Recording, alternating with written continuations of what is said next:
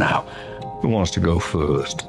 Thought about starting at the beginning, but that's not how I remember it. Something pretty bad happened to me. Did it just happen? No. It was a little over 3 years ago. Well, that's not that much time. No one is big enough to hold what happens to us. All we've lost, all that's been done to us, we're setting that right again. I'm stuck between wanting to do something and not wanting to do anything at all. Everything in my life's falling apart, but I'm gonna figure it out. I'm just an actor. I don't know how to help people. You know, I'm something of a performer too.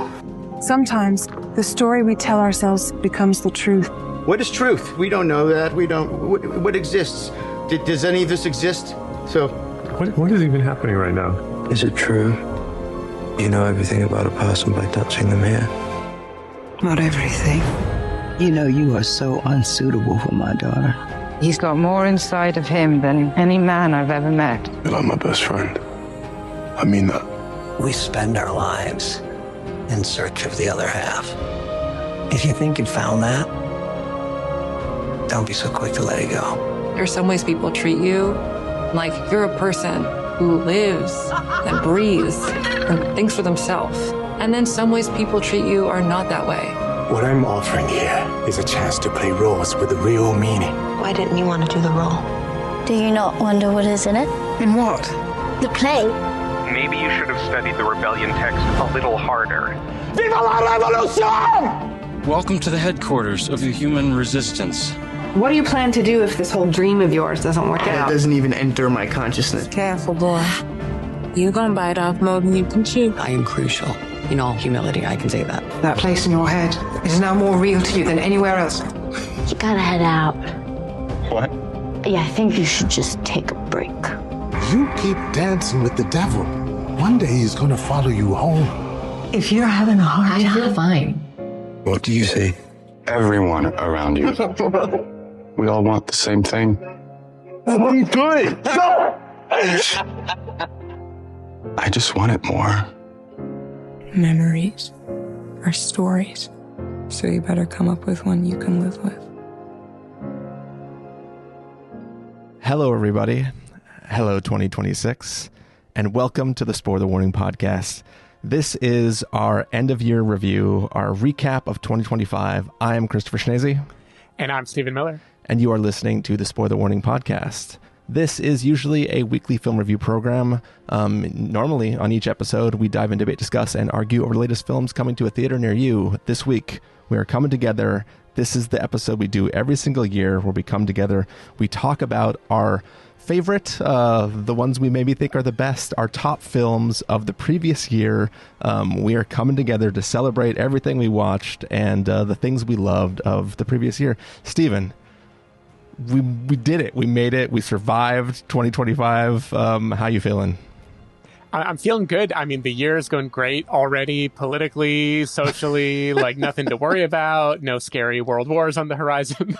But in the year of film, I'm feeling great. You know, we're going to get into how we make these lists. I think if people listen to the intro of these year over year, we're going to sound like a broken record, because every year I say, when I'm sitting down this year, I think it'll be hard to get a good 10. And then I start writing them down, and suddenly I have 25 or 35 things that I really, really, really want on the list. And this year, it was an overwhelming feeling. I just feel like it was a year where we saw a lot of great things. We saw a variety of great things. There are so many different ways we could go. I don't know how your list is going to go at all. I probably have less of a sense of it than I ever have before. So I'm excited to sit down and, like, I don't know, remember a year where a whole lot of fucking movies happened. Yeah. Are you saying you don't have a sealed envelope with a list of 10 films that you're ready to just whip out? Unfortunately, no, I didn't make that happen. All right. We'll see if you, or we'll see if I guess, surprise you with anything on my list. But yeah, I think, I'm, it came down to the wire to get these lists done, but I am excited to talk about it. Hopefully we make it through this episode. These are usually pretty long episodes, so hope everybody bears with us and is excited to hear what we're going to have to say. But yeah, made it through the holidays, made it back in time, literally had my bags delivered from the airline the moment before we started to record. So congratulations. In a perfect headspace to start talking about. I don't want to jinx it, but did we both dodge getting sick this holiday season? Yeah, I mean, yeah, as you said, knocking on wood, but I'm not going to knock on wood because my microphone is attached to the closest wood that I can knock on. But yeah, so far I am not sick. My throat feels the way it would normally feel after you've been hanging out with a bunch of people and talking really loudly for long amounts of time. Right. So I'm pretty sure I'm not sick, but trying to figure out if my voice is going to hold for 2 hours of talking. I was at a hotel on New Year's Eve, and the morning after, when I was sitting in the breakfast area, everyone around me was coughing. It was just cough, cough, cough, cough. And I was just sitting there having this moment of, fuck, here it is.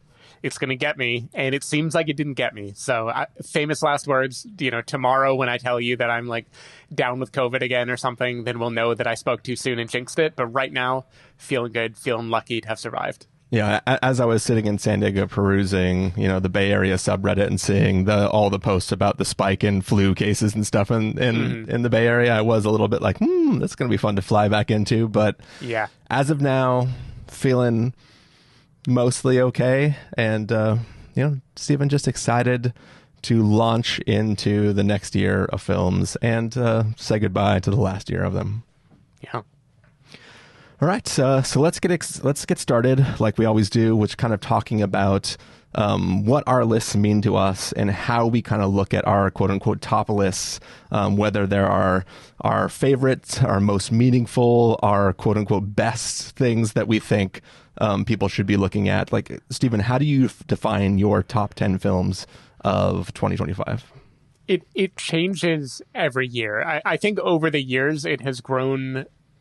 It has always been my favorites of the year in some way. Like, I'm not going to lie about the things that moved me most, that shook me most. I would not put a movie high on the list that I didn't actually feel anything about, or vice versa. But over the years, I've started to see this list more as like a story of the year as I experienced it, films that spoke to me in some way, that paint a sort of picture around the year. Especially the more I've started doing these write-ups to go along with it, it starts to inform even my basic top 10 list making process now, because I'm always thinking with that in mind, are like, what are themes, feelings, vibes that resonated with me that I feel like absolutely have to make it here. So there are a handful of times in this list where I'm going to tell you the movie. I'm not cheating. I'm not making this into pairs or anything like that. But a lot of times in the list, I will tell you the movie I picked and then also tell you like one or two other movies that I debated putting in that spot, which completely, if it isn't clear yet, nullifies the idea that you can have a top 10 ranking that is just an ordered pair of objectively what are the best things. Like, I know I'm completely breaking it by being like, my number 7 could have been this or this instead of this. Like, but it's, what I do is I basically pick movies that mean a lot to me in an order that I think reflects how important they felt to me and maybe how totemic they were in the year. And then I stare at that list and I go, is something missing? Am I mad that I didn't put something on?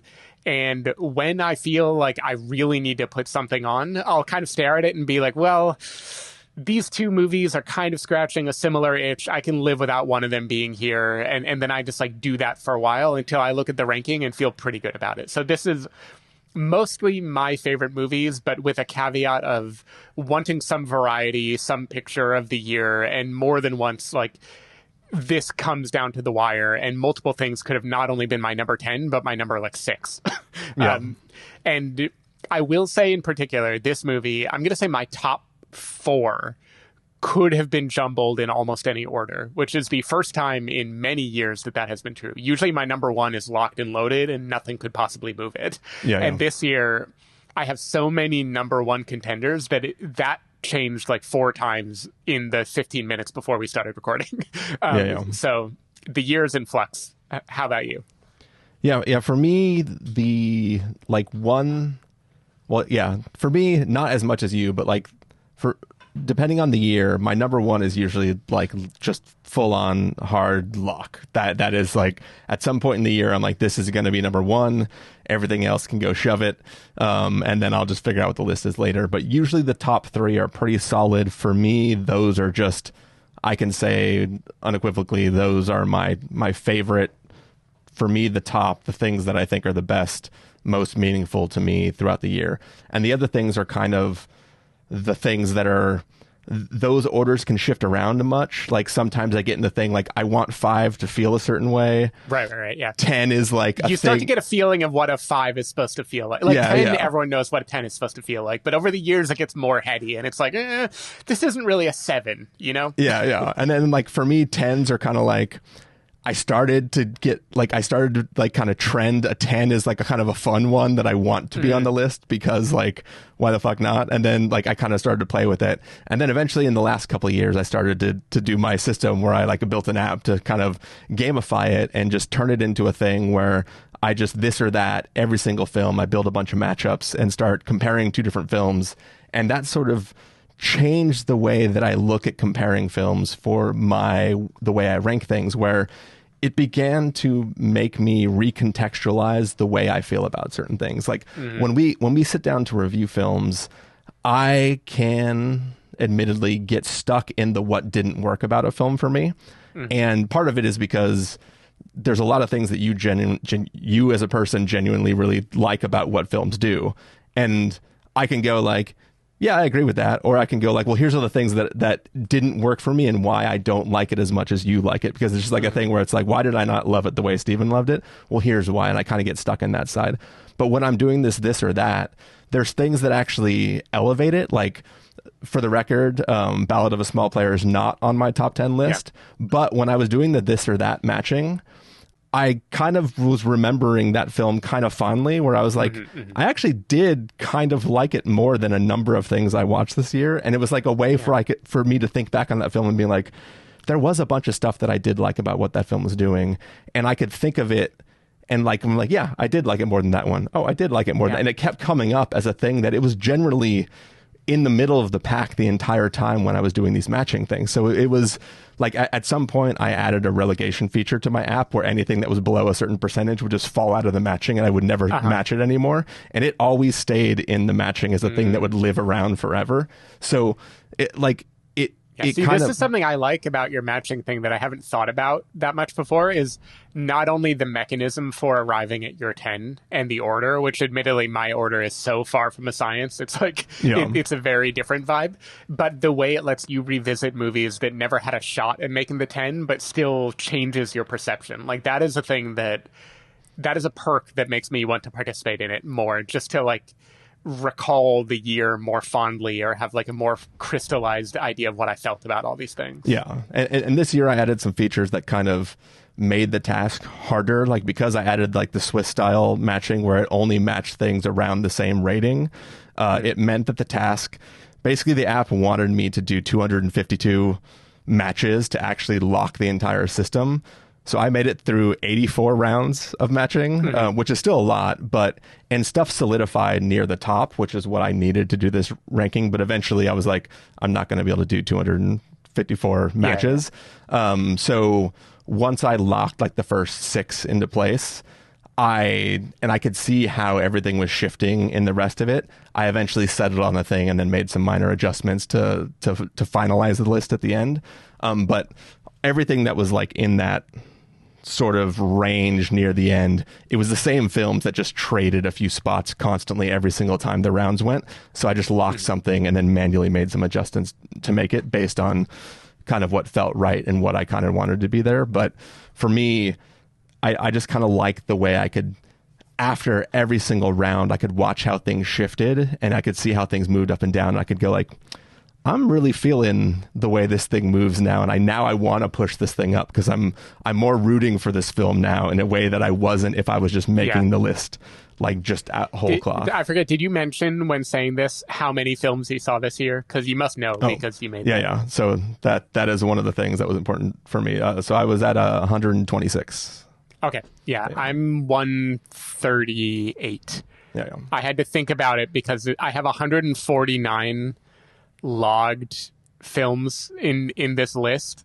But of that 149, 11 are rewatches, like 11 of those logs. So, yeah. So we shook out pretty similar in the end. And I feel like every year it kind of winds up plus or minus 5 in that territory, even though some years I feel like I binged a ton and others I didn't. But somehow the universe just kind of balances into that like 120 to 130 something range. Yeah. And we did a massive TIFF run this year, so that we sure did. That through the, like, you always have Can in there that like pushes the numbers up, but the binge of TIFF that also added a lot. That you also did a massive Sundance binge too, larger than mine.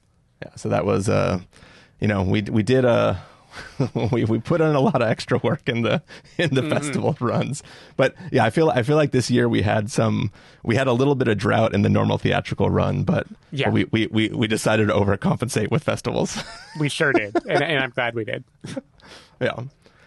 Cool. Well, that is kind of how we comprised our lists and kind of put that stuff together.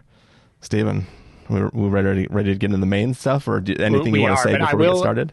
I'm going to make one vague prediction now. I'm not going to name what your list is, but I'm going to say with absolute certainty there is a film that is in your list that did not make my list because this year, knowing that I'm also doing a write-up that will have a wider audience, I tried to hold more to the rules other critics do, where a film that is coming out in the US but has not come out yet, I call it a 2026 film. So there's one in particular by a director we both love that would have absolutely been in contention for my top 10 this year, but because I know it is probably going to be a like spring of 2026 conversation, I withheld it. So I'll tell you, you probably already know what movie I'm talking about, but I assume it's going to be very high up in yours. And I debated for a while whether I would or would not allow it to be one. I have, it may or may not be what you're thinking, but I have a single film on my list that people cannot watch right now. Yeah. I assume it is the one I'm thinking. And if it isn't, then it has fallen a lot in your esteem in a quick amount of time. Here's also the other thing is the scariest thing about doing this shit, especially trying to do it over the holidays and throw it all together so we can record this first thing in the new year, is I am scared to death that there is something super obvious that I've seen that I don't remember I've seen. And okay, well, we'll find out. All right. Let's dive in.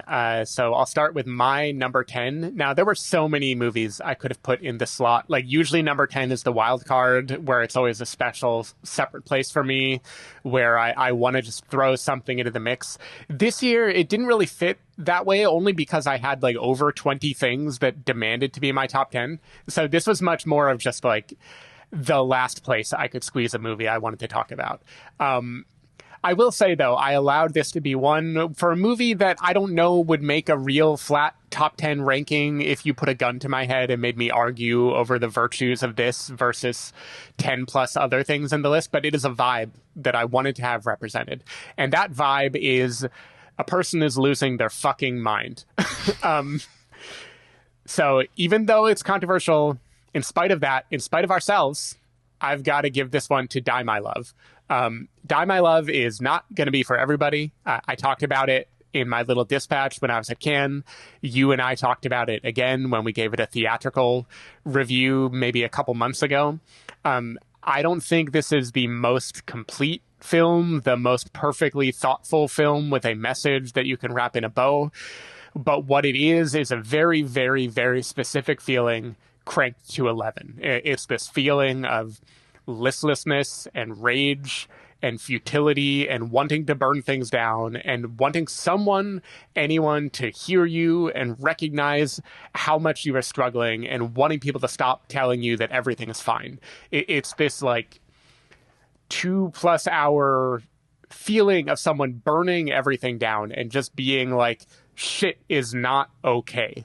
And to me, you don't need to do too much psychoanalysis of the year politically or anything to know why that maybe resonated with me, but it did. I think this is just a fierce movie. Jennifer Lawrence is like a feral tiger in it. Robert Pattinson is the slinky, conflict-averse monster.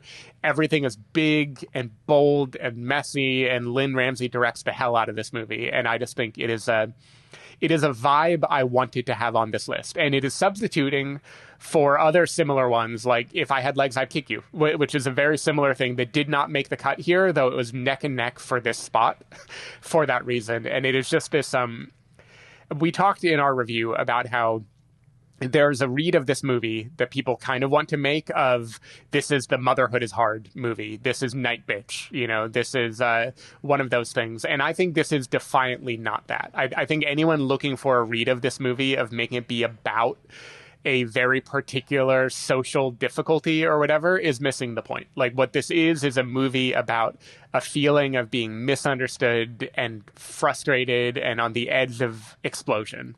And I think it's just amazingly well done as that like tone poem. So yeah, that's my number 10. There you go. So Die My Love, your number 10. So my number 10 is not a film about a person losing their mind, but potentially a film about a person that might be making other people lose their minds. This is a little film, small film. I think we both watched it sort of on a whim. But it's a film that has sort of lingered in my head a little bit since we saw it kind of earlier in the year. And it's a little film called Lurker. You might say It's a film that's been lurking in my head. In my number 10 slot, I often like to have kind of smaller films that are kind of just things that were interesting that kind of stuck around with me. And this is a film about kind of a retail employee who encounters kind of an up-and-coming artist in a store that he works in. And he kind of works his way into his entourage and kind of weasels his way into his group, and then kind of fights to find a way to stay within his group. And this is a film that, you know, could just be like, you know, if you watch the trailer, you might just assume that it could be one of those, this is the summer I had when I crashed at this one up-and-coming artist's house.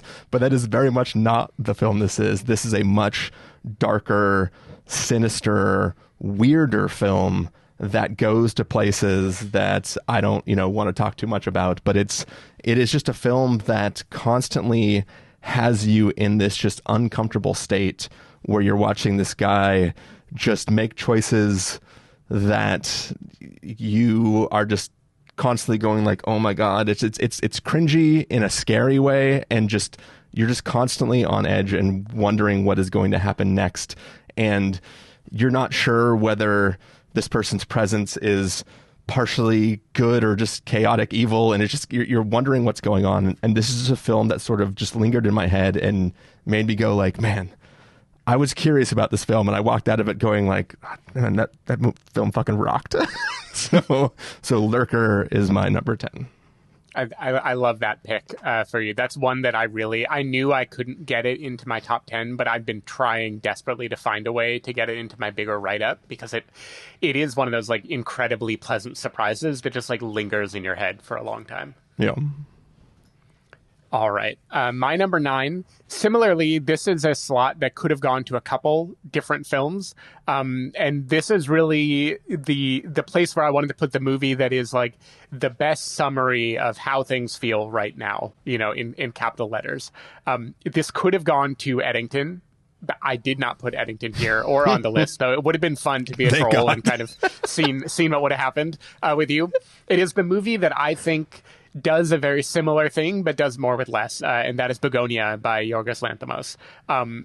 It conjures just such this uncanny vibe of it. It's this cocktail of conspiratorial thinking, the knowledge that everything is not okay in the world, the feeling that you are being lied to, the feeling that a trick is being pulled over on us, something that everyone has, you know, when they look around at the world.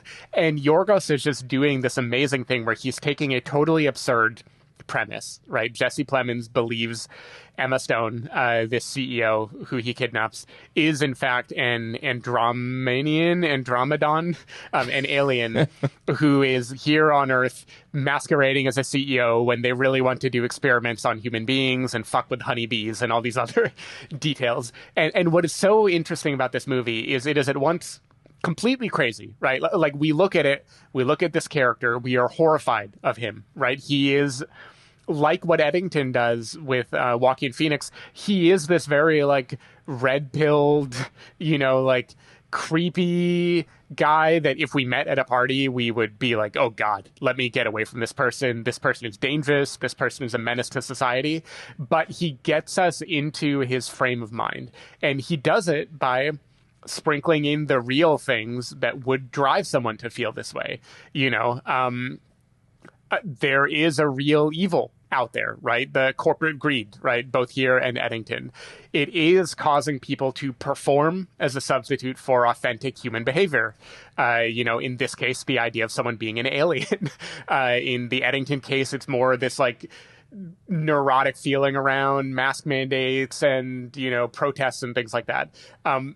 But like they're both getting at this real feeling of like something isn't right, something feels fake and manufactured, and it just brings you on this journey where you can see where he's coming from and be horrified at him while also understand how he got to be this way.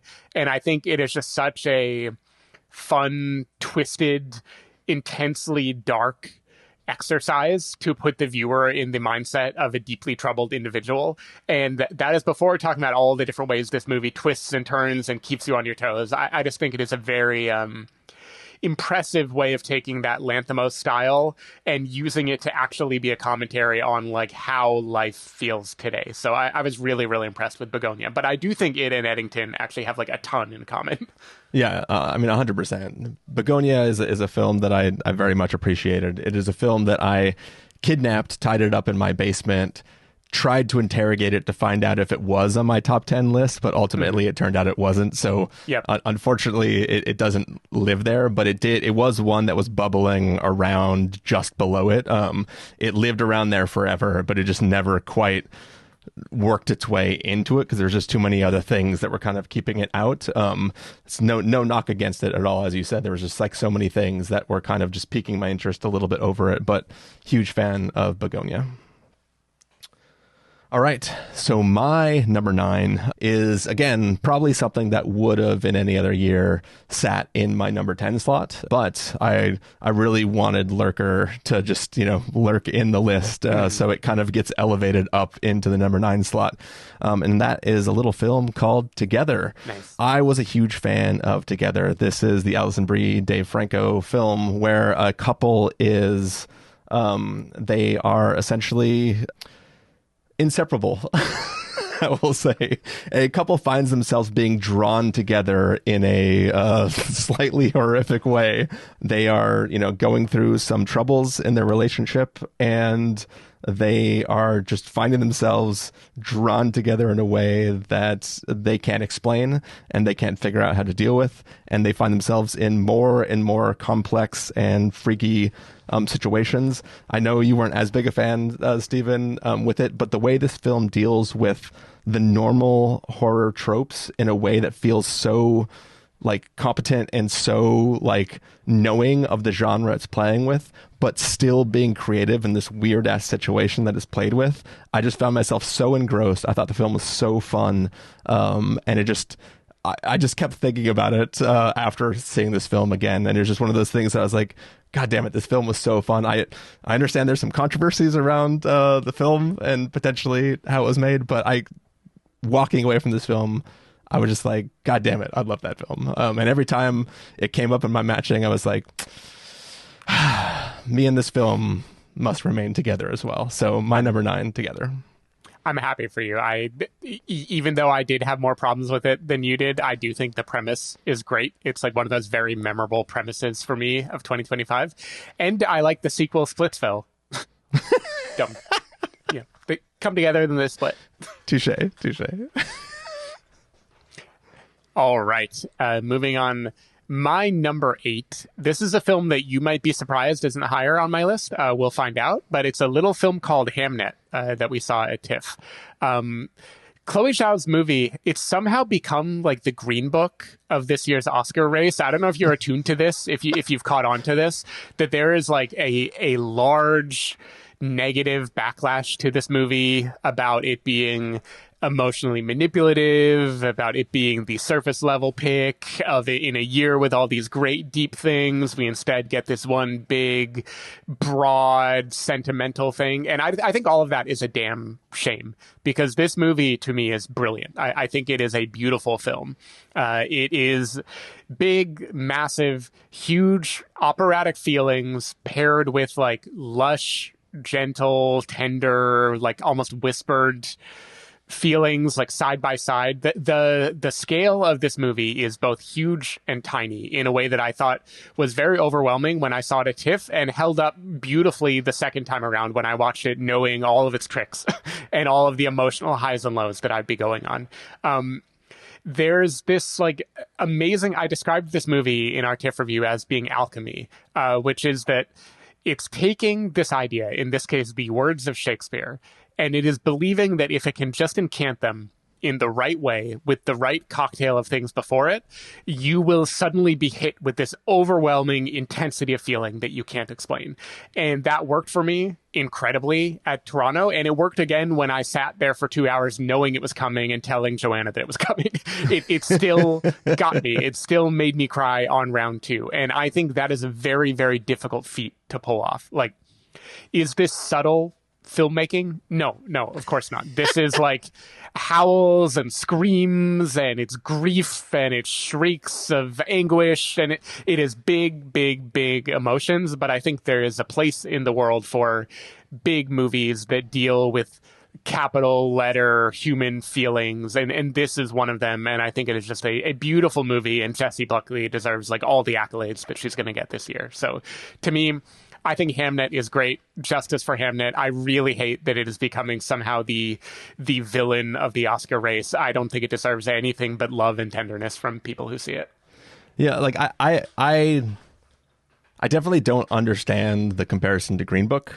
I do understand anybody's ill will towards it, and like it is manipulative, and I can understand anybody not vibing with what it's doing. So like I don't fault anybody for not being on this film's page. But if you meet this film on its page, if you take the page and you read the page, it is a magnificent film for what it is trying to do. So if you're willing to be manipulated, it manipulates hard. So yeah. And I think, and I'm not trying to like diss critic. There are some critics I love who hated this movie, like Walter Chaw gave it like a scorching takedown. Yeah. But I do think in general, like film is manipulative. We watch it to be manipulated, to be moved. And I think this is just manipulating into different, maybe bigger swinging emotions that we have more judgment for. But I think it is, everything is manipulative. And to me, like being angry at that is, it's just like missing out on one of the great things that art can do, which is make you fucking cry, which is awesome. Yeah. Like, who doesn't want to cry sometimes? Yeah, apparently lots of critics. Yeah. All right. So that was Steven's number 8, right? Yeah, Hamnet. Yep. All right. So, Steven opened up his heart and went for a number 8 that was controversial because some critics didn't like it. I'm going to tell Steven, hold my beer, and I'm going to go for even more controversial pick for my number 8. My number 8 is probably the most controversial pick I've probably ever, or maybe ever will have on this podcast, at least if you go by the critical reception and the audience reception. I'm so curious what's going to happen now. Apparently, everyone hates this film, at least if you look up the critical and audience response to this film. My number 8 film... Wicked for Good. No. Steven, how did you know? I saw that film and I was changed for good. No, but my number 8 film is a little film that Steven and I saw at a festival. Everybody can watch it now. Steven and I, in the moment, we're both fans of it in real time. We didn't know how anybody was going to react to this film in real time. We said it in our TIFF review. It has still stuck with me. I am going to take a stance and try to stand with it. The Man in My Basement is my number 8 film. Nice. This is a wild film with an amazing performance from Willem Dafoe. Basically, a man is about to, or is on the verge of losing his family's ancestral home, and Willem Dafoe shows up outside his house and says, "Hey, I would like to rent your basement for the summer, and I am prepared to give you a shit ton of money that will solve all your problems if you just let me live down there for a little while, no questions asked." And this man doesn't want to do it, may begrudgingly decide to do it, and then a lot of conversations ensue. A lot of what I think are very interesting conversations. This film is very dialogue heavy, and it is just a very, very, very kind of engrossing film where Willem Dafoe is just... I think that this film has to be watched to fully grasp what this film is doing. It deals with a lot of heavy subjects. A lot of people think it's either too on the nose or not deep enough. It's like the complaints about it are both in both camps, right? It's too on the nose. It's not deep enough. It doesn't resolve anything. But I think that is what is so interesting about it. It is this one singular view of concepts and ideas and just leaves you with them and doesn't actually resolve it. It doesn't do the safe thing. It just makes you grapple with what Willem Dafoe's character is saying. It's not offering a solution to anything. It's just making you grapple with it. And I think that the performance is so menacing and so interesting and compelling that I walked away from that film going like, the fuck did I just watch? That was intense. And wow, I haven't revisited it since. I'm just letting it sit in my mind as that one viewing. I do want to revisit, especially because I'm throwing it on my list and now I feel like I have to revisit it. But I just was blown away by it at the festival, and seeing that like both the critical and audience receptions are like in the 40%. I feel like I need to, but I was like, you know what? Fuck it. My initial response to it was that this was really rad to me and I was really impressed by it. And I was like, I'm just going to stick to my guns. I'm going to throw it on my list. I'll revisit it later. Maybe I'll regret it and I'll feel bad about it later. But, you know, I said, fuck it. I'm going to stand behind it for now. I love this for you. I think you alluded to, I like this just fine when I watched it. I think in the moment, even, I didn't really know what to make of it. I forget what my exact words were when we did our sleep-deprived third dispatch recording about TIFF. But I think it was something about there are so many interesting ideas and such an interesting thing Willem Dafoe is doing, and I can't figure out exactly what the movie wants to do with that, and I don't know if I love the messiness of that or hate it. You know, like, I felt very like, I don't know what this is doing to me, but it is doing something. And I love a movie that can do something to you, so I respect it. I'm actually kind of shocked to know that it is getting that negative a reception. I would have thought this would live kind of firmly in the like mid-60s of everyone being like, oh yeah, I mean, you know, trying something didn't all work, but trying it. But it seems to have really sparked a lot of negativity in people, which I wasn't expecting. Yeah, I mean, I had a fear. I had a fear in the back of my head that it could spark that, but I wasn't sure which camp it would come from. And it just seems like it's from everyone. Wow. So hey, well, I respect it. But I think it's very interesting. It may not be a perfect film, but I think it's doing something, and I think that something is worth checking out. So nice. All right. My number 7, this is a record setter for me. This is the movie that most rose in my esteem from my first time watching it and my second time revisiting it. When I first saw this movie at Cannes, I would say I mildly liked it. When I watched it again, you know, just about a month ago, I adored this movie, and that is The Secret Agent. I think I remember telling you in our recording from Cannes that when I watched The Secret Agent, I felt like I was missing something, like some fundamental context about. So this is a Brazilian film set in the 70s about a man who is being basically targeted by the fascist government, and his experience trying to stay in hiding and kind of figure out what to do next with his life. And I remember feeling in the moment like I was missing some fundamental way of understanding what is this movie about. It felt like it was edging me, almost like it's slow and subdued, and I kept waiting for an explosion, and the explosion never happened. Watching it again, I feel like the Cannes version of me was like an Andromedan replaced me with some robot who like didn't know how to watch movies. Because I loved this movie when I caught it again at Alamo, and not because I like did research or learned more about the political situation in Brazil. I just like let it wash over me, and I thought it was brilliant.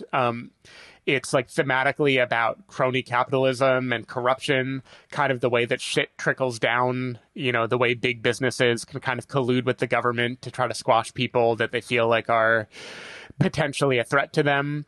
It's about like the stifling effect of fascism. So much of this movie is about characters living in a society where you can't say what you really mean, you can't trust other people, and you kind of have to find ways to move in secrecy, to speak in code, to live in a way that doesn't attract too much attention to yourself.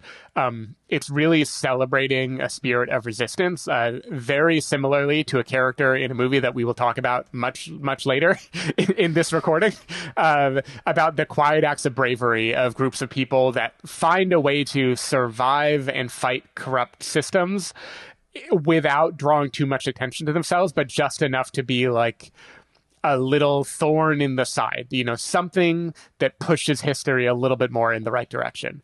I thought this movie was moving. It's brilliantly acted by Wagner Moura.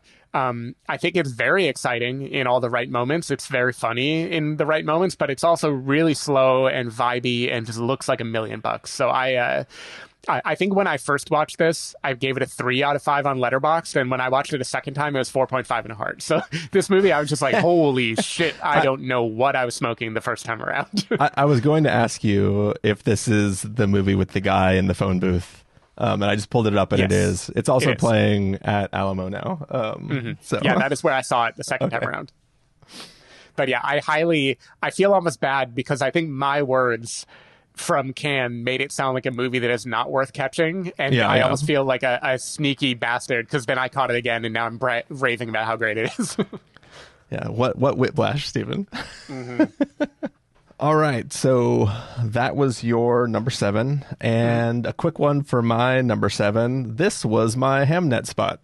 Nice. Just one higher than the movie that all the critics and people who watched it hated. So Hamnet, the only other thing that I want to say is, as I said in our TIFF review, I largely agree with most of the criticism of this film. However, the manipulation works so hard on me, and it's not just the manipulation, it's just the sheer, like, it's literally the thing people complain about is the thing that I love about it. The sheer idea that a staged performance can allow somebody to transcend the performance, to reach out to a character, to break that boundary and become greater than the thing they are watching and want to live in that, both metaphorically and physically. Like the raw emotion of that is so real that I do that as the audience member watching it, and I cannot let go of that as an audience member.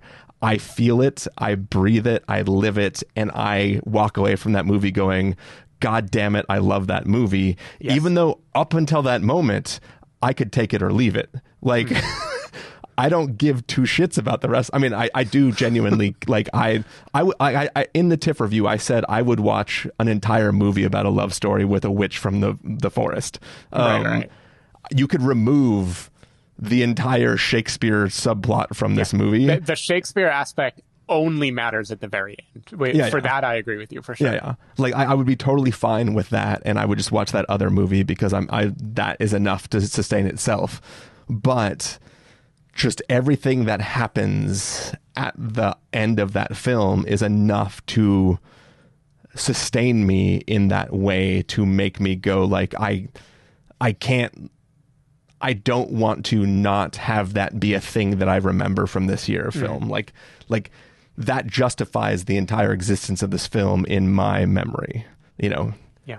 That film lives rent free in that attic room in the castle that is my mind. Yep.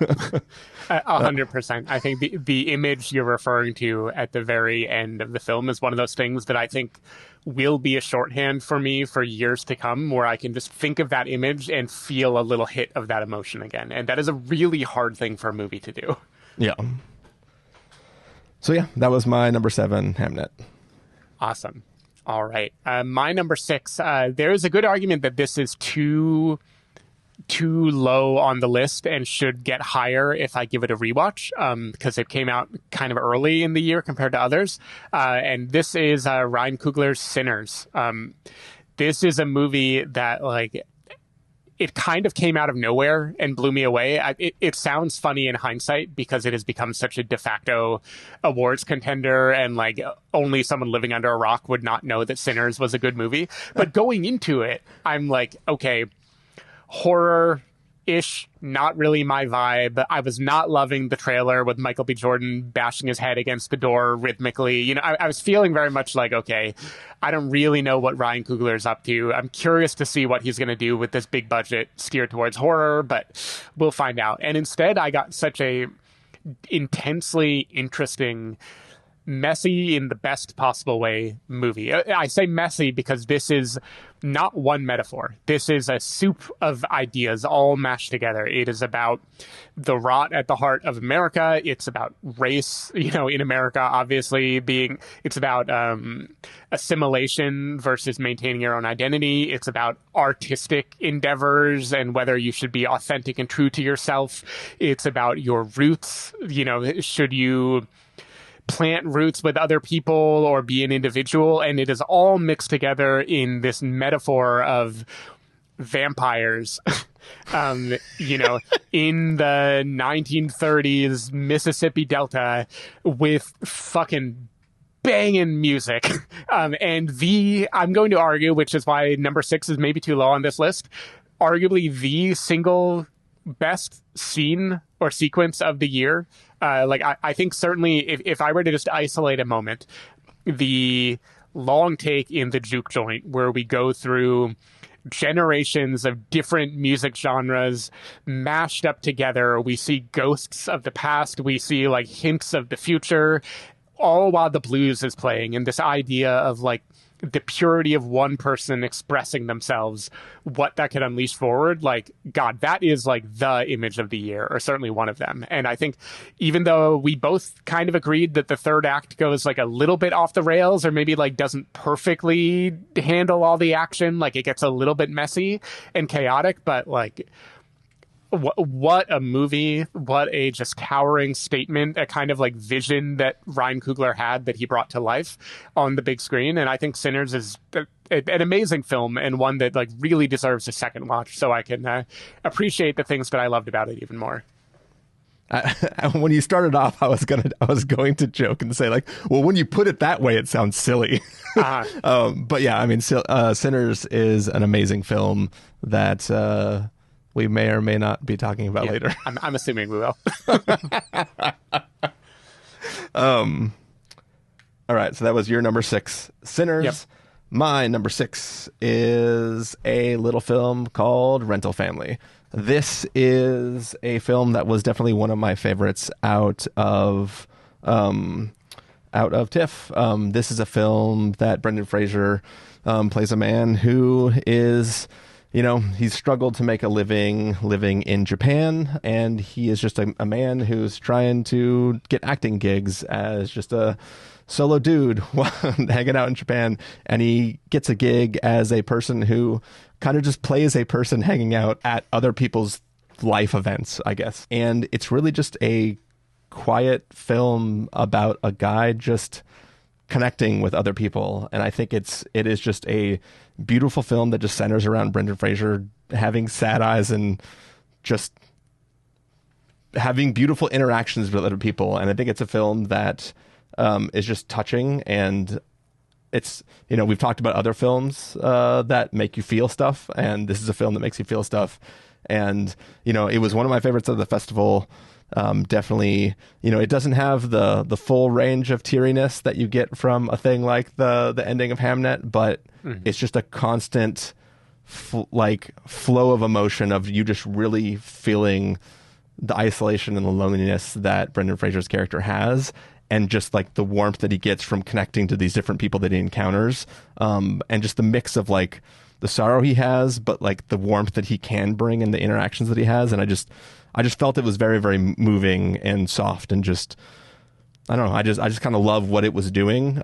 It might not stick with me after this year, but every time that poster popped up, I was like, yeah, that was Rental Family. Sticks with me. It's a lovely movie, like very, very charming, definitely very moving. It's one that it didn't hit me quite as hard, but I also, every time I see the poster for it or see that there's a showtime at Alamo still, I think like, damn it, I should give that another watch.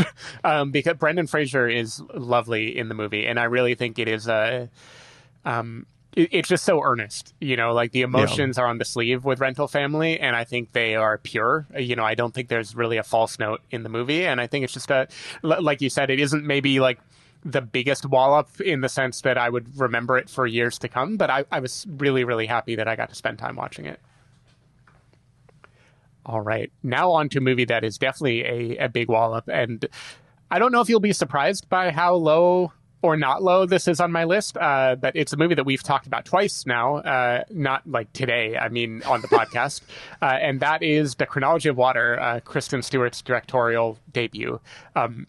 The reason I think you might be surprised that it's only my number 5 is that it was, as of when we recorded at Cannes, it was my favorite thing that I had seen so far, and I've kind of raved about it quite a bit since then.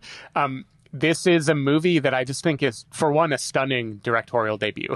It is based on the memoir by Lydia Yuknavitch, who is a poet, kind of a coming-of-age story of the trauma, the abuse that she experienced as a child, how that shaped her, and then her journey through coming of age, discovering her identity, discovering queerness, finding a way to love herself, the kind of drug addictions and toxic behaviors that happened in the process of her trying to learn who she is. And I think this movie is just a very stunning translation of a poetic biography in movie form.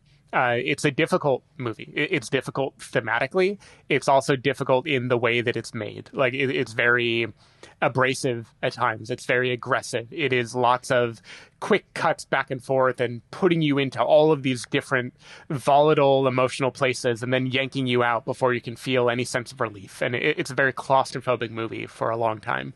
But I think it is just an incredibly confidently made and deeply, deeply moving film. Like there are sequences in this movie that I just think about them, like we were talking about with Hamnet, and I feel intense emotion. In this case, I feel like dread when I think about the parents' house. I feel this flood of anger or anxiety when something bad is about to happen. I feel there's a sequence that takes place in the ocean, trying to throw something into the ocean that it just communicates so much that I'm going to remember for a very long time.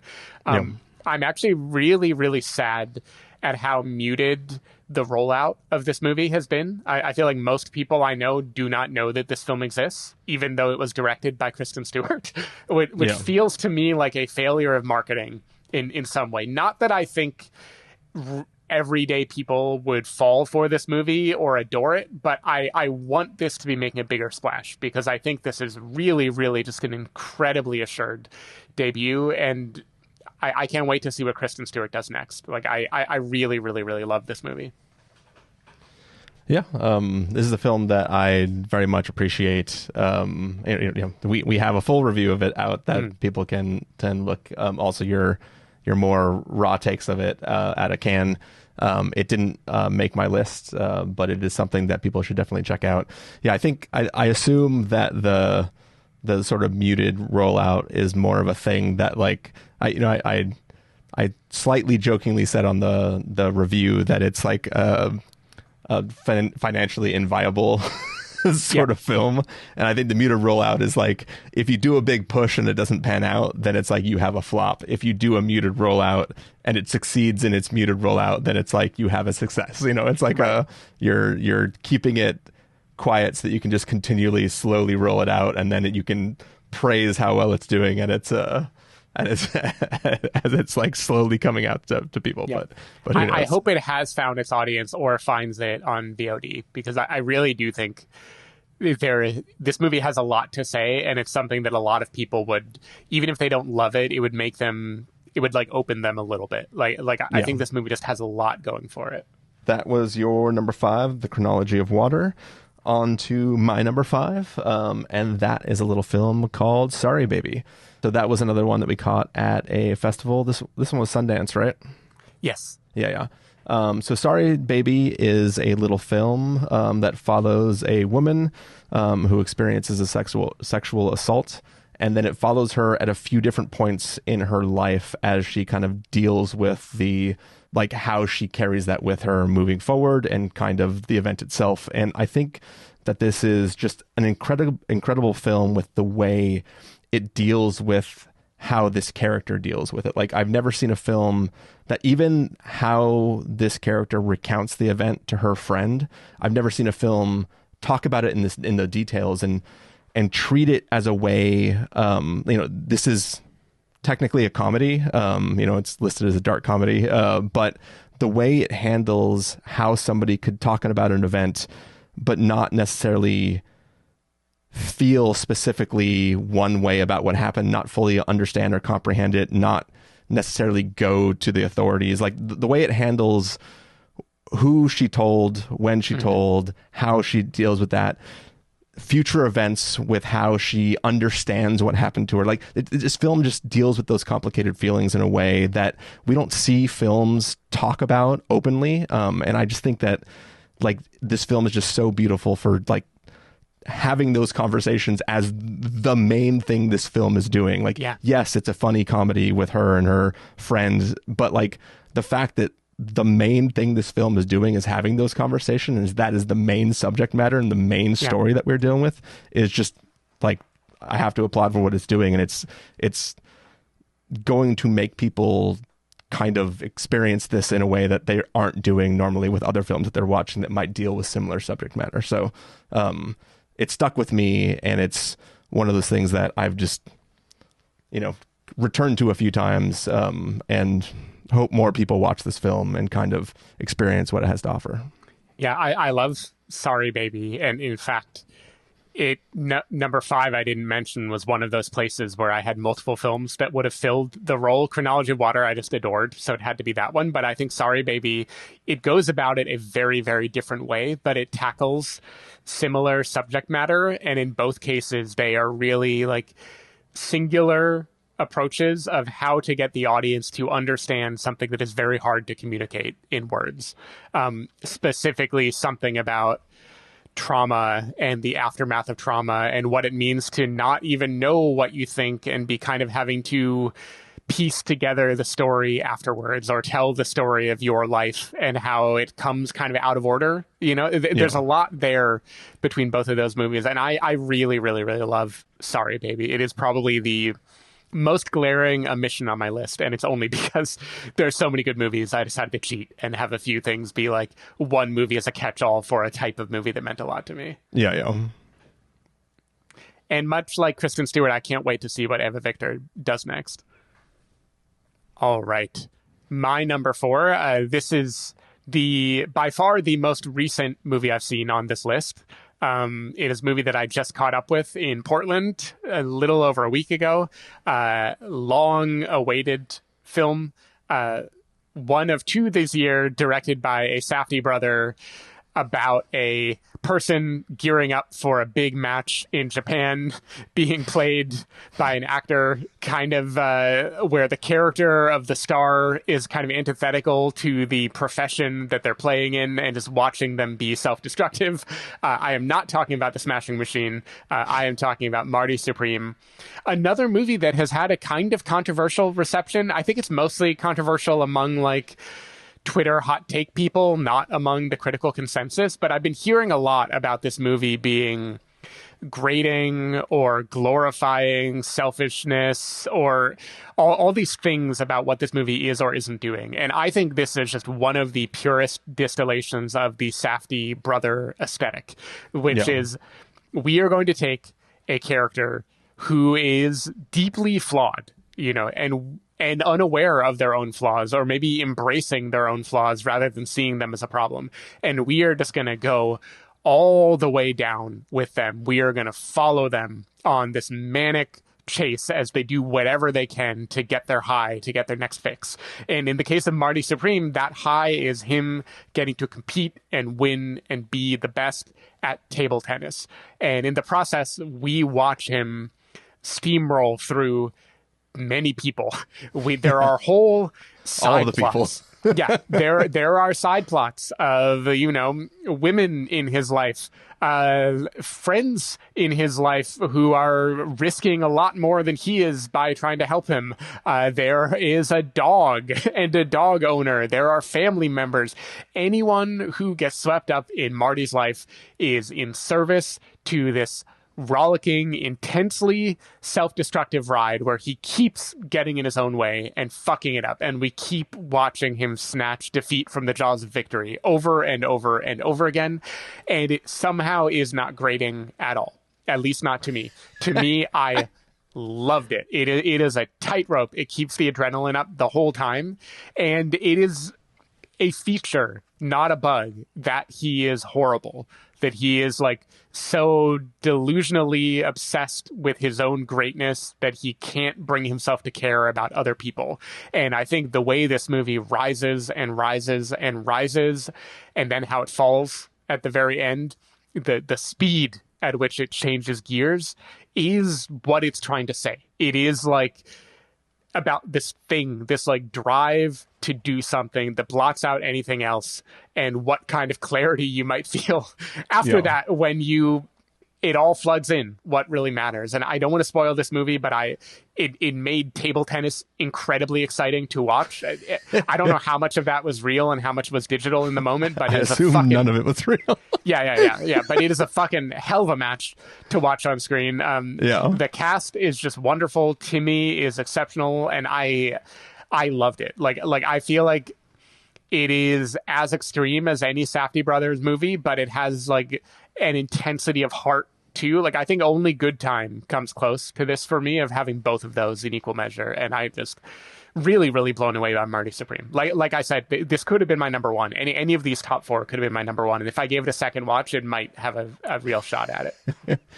So I think I definitely don't like Marty Supreme as much as you. I do enjoy the ride of Marty Supreme. Like I very much enjoyed Marty Supreme, but I enjoyed experiencing Marty Supreme more than I enjoyed Marty Supreme, if that makes sense. Like Marty Supreme is, you know, that scene in every Transformers movie where like the person is inside Bumblebee and then Bumblebee transforms and they fly into the air and then Bumblebee catches them and then does a somersault.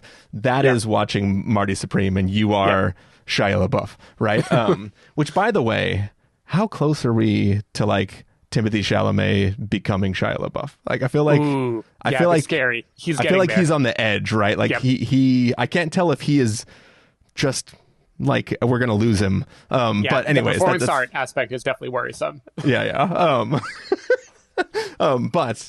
let's forget that for a second. We'll table that for now. But the thrill ride of this film is so adrenaline filled, edge of your seat. Like I was there for that. Marty is a piece of shit. And I'm not there. He is wholly unlikable. There is nothing redeemable about him. most of the people in this film are also unredeemable. There's no one to latch onto to even root for in this film.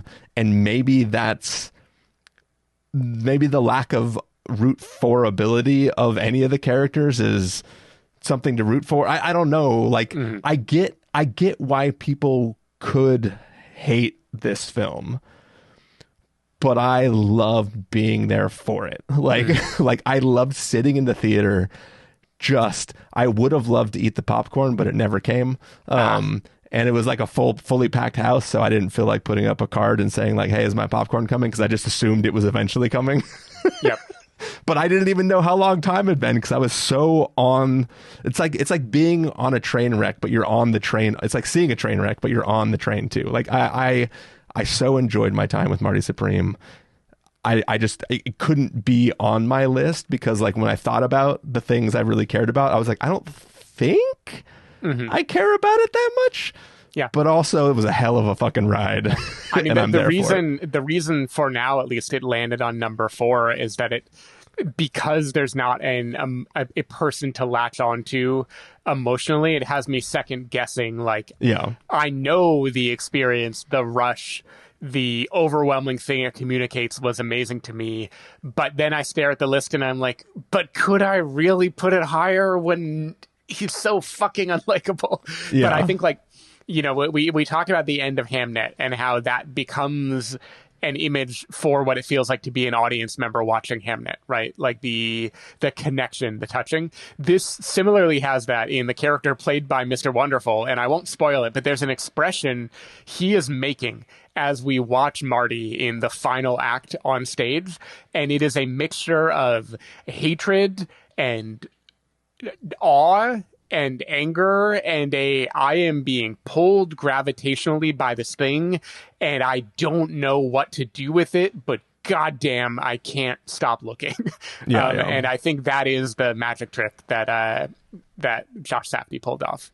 Yeah. And it is like, you know, I joked on some episode somewhere that it's wild that the Safdie brothers went off and one of them they decided to each make a sports movie and one made a ultimate fighting film and one made a ping pong movie. And then now having seen both, it's wild that they are the exact same film. Like you already kind of made that joke, but like the idea that it's literally the same story, the characters have the exact same motivation. Like both characters in their films say the idea, like somebody asked them, what if you lost a match? And they say that thought can't even enter my mind. They say the same thing, but one of them is the most kind human being. Their outward appearance is the opposite of their inward self. And then the other character is exactly the same, except for opposite. Yeah, and it's like, it's amazing how flipped they are. Yeah. And it's like they both had they both saw the same thing in the protagonist of what they wanted to capture. And they were just like, no, I need to tell this story. And they were like, no, I need to tell that. So they're like, we're telling the same story, but they're like, yeah, but you want to see the good in somebody and I want to see the bad in somebody. Exactly. Yeah. And it's like, man, imagine if the Smashing Machine had the energy of Marty Supreme. I kept thinking that. I kept thinking that while watching it because they're so close. And to me, it's no contest. I like Marty Supreme way more. Yeah. And it's because the thing that held me back from the Smashing Machine that we talked about in our review is it like there's so much interesting stuff going on in that movie, and yet they want to be really nice and glorify the character in some way and be very kind to him. And to me, that is like the biggest failure of that movie is it isn't interesting to try to be nice and delicate. I want to see the mess. And Marty Supreme is all mess. You're like, I came for the Smashing Machine, not the crying machine. You punch people for a living. Yeah. All right. So your number 4 was Marty Supreme. My number 4, also a semi-recent film, though we also watched it around the time that we watched The Smashing Machine.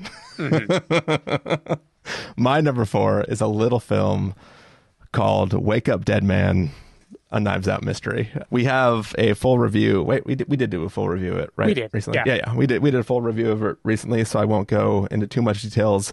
Huge fan of the work that Rian Johnson does. I've been a fan of the Knives Out franchise, and I think that Wake Up Dead Man is probably the best of the series so far. I came out of TIFF a little bit hesitant just because I wasn't sure if I was ready to proclaim it as being as, or proclaim myself being as fond of it as I was upon revisiting it in the theater once it came out here.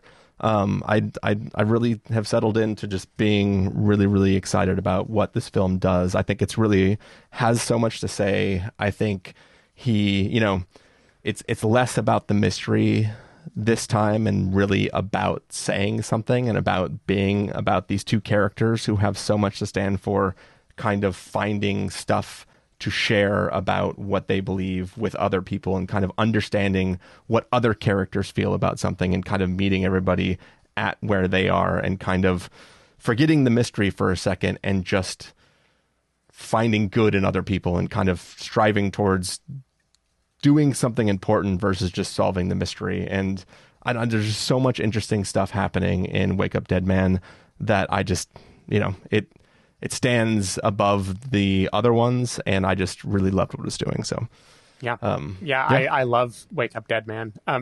That is a movie that for a long time, like until maybe 2 minutes before we started recording, that was in my number 10 slot.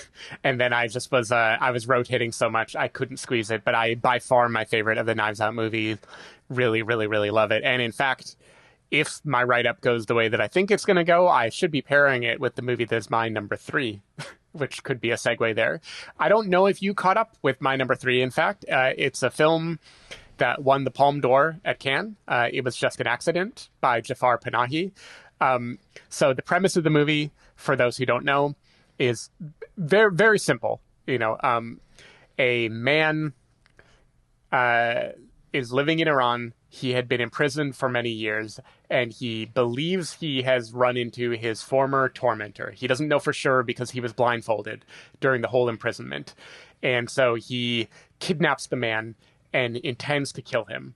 And then the movie spends the entire runtime basically having him have this dilemma of, what if it isn't actually him? How can I know? And it's this Schrodinger's cat dilemma where you're sitting between, like, am I a monster or am I avenging something? And also, what does it mean to make right a wrong? Can I fight hate with hate, right? Can I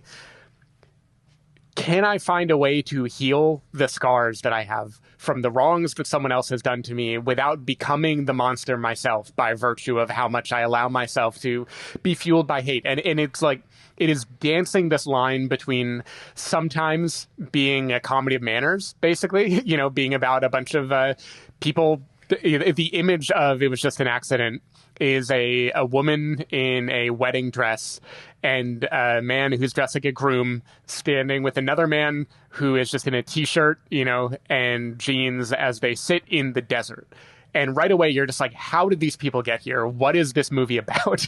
What are they doing? And this movie just kind of weaves it all together in this way that keeps you, I would say, on the edge of your seat between, am I watching a comedy, a Coen Brothers type caper where someone has had a case of mistaken identity and has inadvertently become a monster? Am I watching a Raising Arizona type thing where they committed some terrible thing and now the rest of the movie they're going to have to unwind it?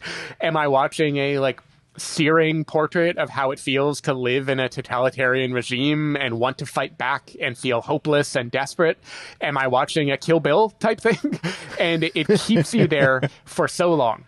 But much like Wake Up Dead Man, which I think I'm probably the only person on earth who is thinking of these movies together, there is a time in the movie where it just sets all that aside and goes, I need to be a decent human being to someone else. And that is more important than any of this stuff that I'm going to do.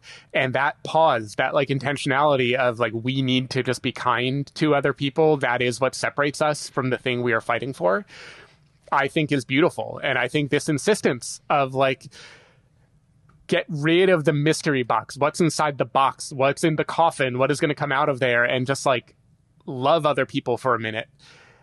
I just find it to be a very compelling image of the year. And so I really, really, really loved this movie. Did you catch up with this movie before the end of the year? I did catch up with this movie. The problem is I caught up with it after every single person who saw it says it was probably one of the best movies they've seen ever. Yeah, it's tough. Tough shoes to fill.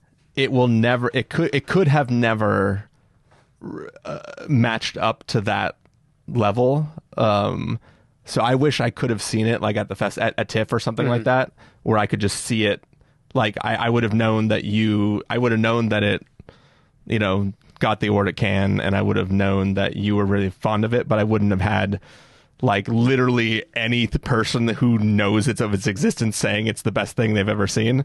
Right. And then I could have watched it.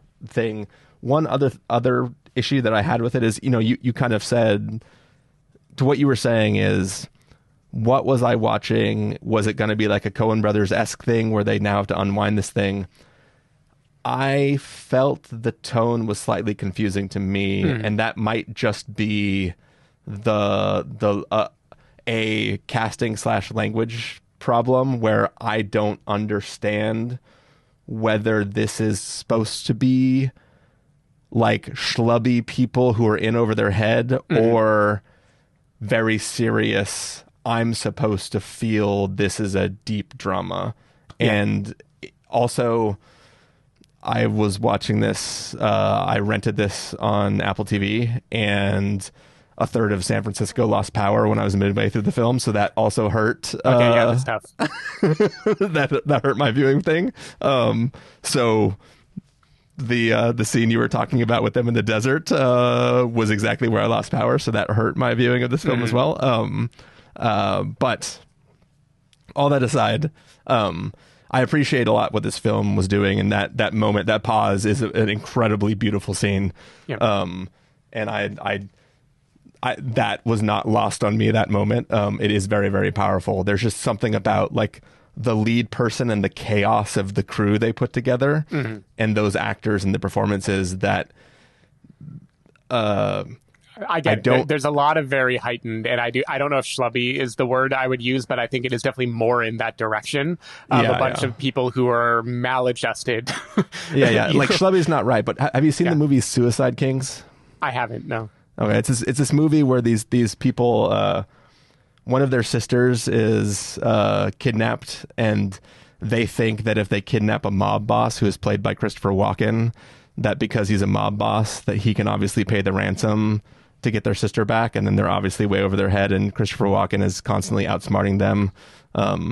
Like it tonally felt like that film, which like canonically, I believe people were making that originally as supposed to be a serious film, and then they realized when they were showing parts of it to test audiences that people were laughing, and then they turned it into a comedy. Like partway. Anyways, like it's just one of those things where I didn't understand tonally what I was watching. Yep.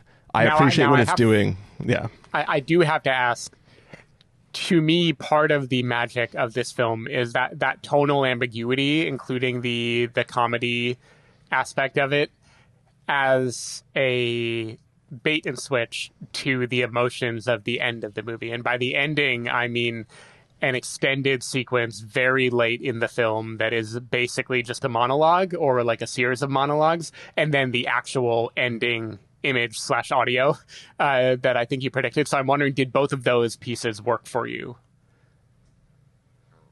Those pieces worked for me, but they felt discordant with the previous tone. What did work for me is the pause moment that you talked about earlier, and then also every time we're introduced to a new character, when you realize who that character is, like the way the film divulges, right,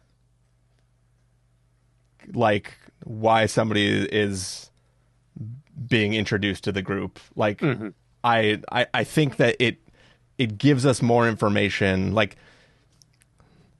you know, like when characters, like in other films, when a character is like, hey, we both like zoos, right? That's why we're at a zoo today. I'm glad we all came to the zoo because we like animals. Like, this film does a really good job at organically giving us, it adds characters who need to find information in a way so that it can tell the audience the information we need to know without feeling stupid. Like, you know what I mean? It organically rolls out the information in a way that feels good and makes you go like, oh, fuck. You know, like, you're like, the film is good.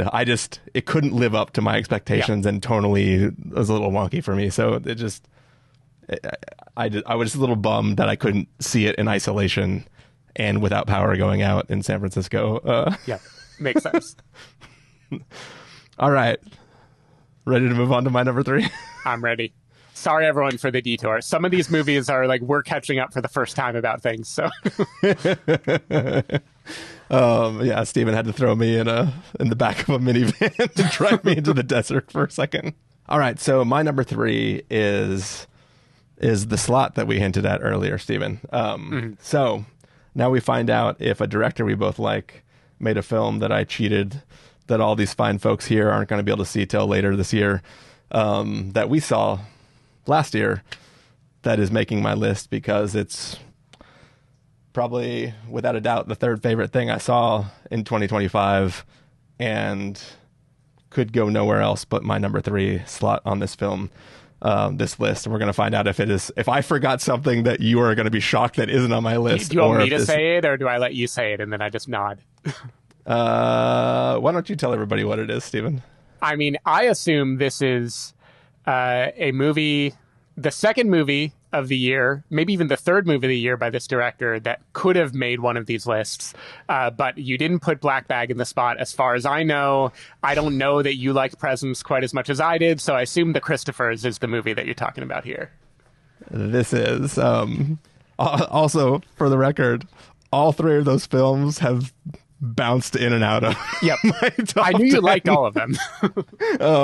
But yeah, so The Christophers is a film that stars Michaela Cole and Ian McKellen. Michaela Cole plays an art forger who has been hired by the grandchildren, I believe, of Ian McKellen, the artist, to forge the unfinished paintings of this famous artist, so that these grandchildren can potentially sell them at an auction after his passing, to make some money to help them in their stupid situation that they're in. And it is really just a film where these two people who are brilliant artists of their own they just dialogue about and try to come to a mutual understanding about each other's talents. And it's really a film about making art and recognizing the talent of other people and understanding the creative process and what it takes and how important making art is and the motivations behind even a simple brushstroke and the beauty involved in art making and how a person's critique of something you make can affect a person. And there's like so much interesting stuff this film does. I didn't even think in my head about what goes into being an art forger. Like, I never really thought about the idea that like you almost have to be better than another artist to be an art forger, because you have to understand what they were doing in the first place to be able to recreate something somebody else was doing. And just the sort of sparring that has to take place between two artists to come to sort of a mutual understanding about something. This film is just working on so many layers that I don't know. It's just, this film touched me in a way that a bunch of other films they're literally about emotions. Like, this is just a film about the creative process, but like it made me tear up, even though it wasn't technically about emotions. Like, there's something about it just drew me in and made me like walk out just kind of like amazed at what I had watched in a way that I still don't fully understand. Like, I'm excited for this to hit theaters just so I can watch it again, so I can relive it, so I can kind of articulate what it was that I loved about it. I just remember walking into this going, I literally I just saw Michaela Cole and Ian McKellen leaning up against a door in the post, the not even a poster, just an image from the thing, and was like, I'm watching this movie, Steven Soderbergh. let's do it. We're going to watch this movie. And I walked out of it going like, Jesus Christ, that film was great. So if that doesn't sell it enough for you, sorry, because you should watch this film because it's fucking great. Yeah, it is. I think both of us, when we went in to watch this, we were expecting it to be solid, you know, in the kind of sody way of like, oh yeah, no, whatever this is, it's going to be good, you know, sure. And it looked very stripped down, and I think I was at least expecting a very festival-y feeling type movie, if it's going to be very play-like, and it was. But like by the end of the movie, I think both you and I just felt like, wow, yeah, he nailed it. Part of the reason I didn't include this, other than just because I don't have to, because I can make it a 2026 film, is I want to get a chance to watch it again so I can, like you, better articulate what it is that makes it work. Like, to me, what is so clever about this movie is it's basically about how do you separate the art from the artist in like many different layers at the same time. Like, morally, what do you do with an artist that has lost your respect in some way? Formally, like, can you forge? Can you make a thing in the style of a person without it really being them? Creatively, can someone make art without bleeding, without shedding a part of themselves in the process? And then literally, like, how do we steal this guy's paintings? You know? and this movie, it's just playing with all these different ideas about like art and authenticity and what does it mean to like have a body of work, and can you pull them out in isolation? And it is just it's fantastic. Like, it would have had to make my list if I didn't have this cheat code. So I'm excited for it to presumably make my list in 2026, unless 10 just like really amazing movies come out next year. Yeah, if cinema doesn't die next year. Yeah. Or maybe next year I'll feel like it doesn't make sense to put it on my list because you already got to have it as your number 3 this year, and it's going to make it sound like you don't like it if I put it. All right. My number 2 slot. This is another film out of Cannes that I loved quite a bit. The last Cannes film that will be in this list. That is a film called Sentimental Value by Joachim Trier. This is a movie that is about an actress named Nora, played by Renate Reinsve, her estranged father, played by Stellan Skarsgård, and kind of their relationship. She's an actress. He's a filmmaker. He wasn't really in the family for a long time. You know, he kind of pieced out. He ditched them. And we see hints of all the ways that he has failed as a father. You know, he's an alcoholic. He is like not very good at remembering or caring about other people. He is obsessed with his work. But he decides that he wants to make a movie and he wants her to star in it. He has written a role that is meant for her. She doesn't want anything to do with him or the movie, so instead Elle Fanning becomes the star instead. And what follows is this kind of... It's a very hard movie to describe why it works so well. It is a bunch of people trying to process feelings like Hamnet by recitation, right? By expressing things through art that you don't know how to express directly. And in Sentimental Value, it's like tap dancing on that in like 5 different layers at the same time, where it is having so much fun with like, we are going to show the film that is being made. We are going to show the people's lives who want to act in it. Elle Fanning, I think, has to do maybe some of the hardest work in this movie of having to convincingly be an actress who is okay to good but not great or not quite working, and do it in a way where you're not just laughing at her. You really like feel emotionally for her, and you also feel why authentically this doesn't quite fit. Renate Reinsve, I think, is amazing here as always, just having a lot of kind of inner sadness that she's trying to process. Stellan, I think, is phenomenal in this movie. And it really is just like, this movie does what Here wanted to do, which is make a home be emotional on its own terms. Just the idea of like what this house has seen, what it has been through, you know, what stories could it tell if you could just like go back through generations and play through the kind of legacy or patterns that repeat over and over again. And I feel like I'm very scattered when I talk about this movie because it doesn't have a very simple, what is this about? It's about authenticity and communicating feelings, and whether putting on a face in life or in acting is that a way of hiding yourself from the world, or is that a gesture for connection, a way of coping? Is that the best that we can do as people is like perform what we feel or what we want to signify about ourselves? And I just think it is like an incredibly moving, well-acted movie. I loved it so much when I saw it at Cannes. I loved it again when I saw it a second time. And I don't even know if I loved them for the same reasons both times. I just like, I love living in this world for a while and just seeing these characters play off each other and interact. So didn't do a great job of selling it, but I don't need to sell you all on it. Sentimental value. It's been getting rave reviews. Go check it out. It is a great, beautiful movie. It's a film I appreciated, but didn't love as much as Steven. Also, I wanted to double check that it wasn't just that I have a grudge against Renata for worst person in the world. I like the show Presumed Innocent, and she's in that. So Renata also, if I'm not mistaken, very briefly appears in Hamnet as Jessie Buckley's mother in flashbacks. I've never looked this up, but it sure as hell looked like her. I'll look that up while we keep talking. Nope, looks like I made that up. I swear to God, that actress looked like her. So, Steven, top of the episode, talked about how much I love my system. This or that, matching. Everything is beautiful. There is one teensy little problem with my system. Mm-hmm.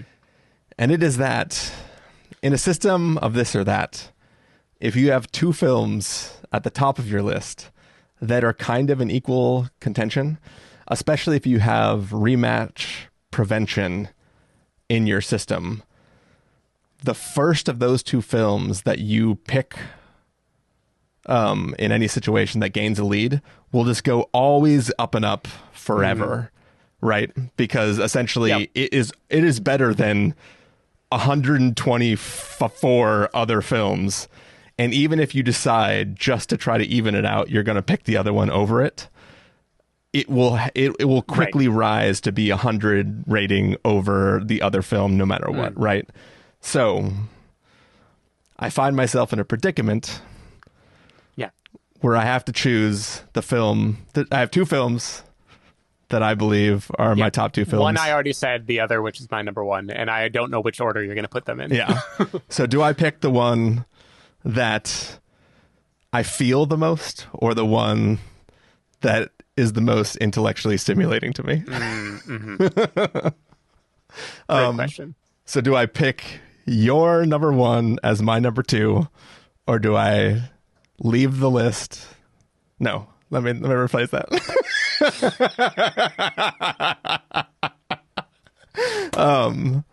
Did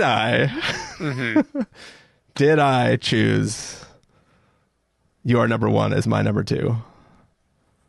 Is the question.